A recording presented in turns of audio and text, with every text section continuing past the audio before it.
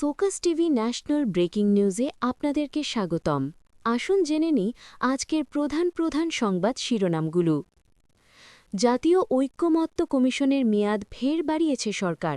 বৃহস্পতিবার ১৬ অক্টোবর মন্ত্রিপরিষদ বিভাগ থেকে জারি করা প্রজ্ঞাপনে জানানো হয় ঐক্যমত্য কমিশনের মেয়াদ আগামী ৩১ অক্টোবর পর্যন্ত বাড়ানো হয়েছে। আসন্ন জাতীয় সংসদ নির্বাচনের আগে জুলাই হত্যাকাণ্ডের কয়েকটি মামলার বিচার কাজ শেষ হবে বলে জানিয়েছেন অ্যাটর্নি জেনারেল মোহাম্মদ আসাদুজ্জামান।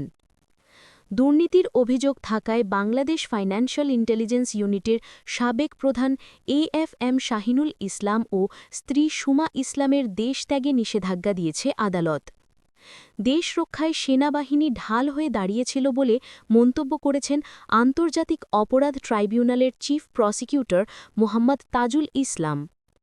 আন্তর্জাতিক অপরাধ ট্রাইব্যুনাল ১-এ চলমান মানবতাবিরোধী অপরাধের মামলায় জেরের সময় অন্তর্বর্তী সরকারের যুব ও ক্রীড়া উপদেষ্টা আসিফ মাহমুদ সজীব ভূঁইয়া দাবি করেন ২৪ জুলাই আন্দোলনে প্রধান কুশীলব বা মাস্টারমাইন্ড হিসেবে কেউ ছিল না।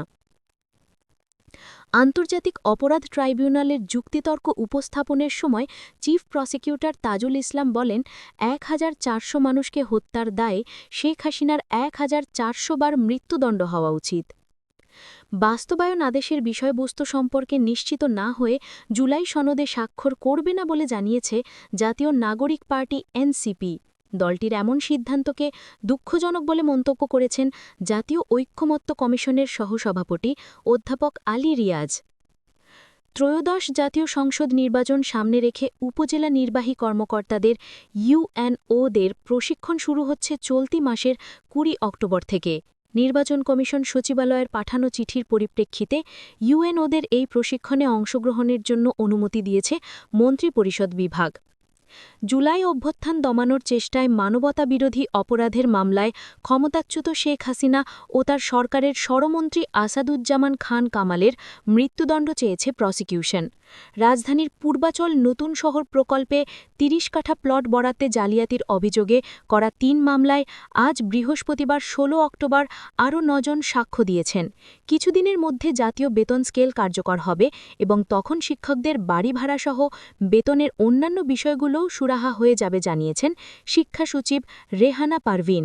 শিক্ষকদের দাবি দাওয়া নিয়ে সরকার কাজ করছে বলে জানিয়েছেন শিক্ষা উপদেষ্টা CR আবরার।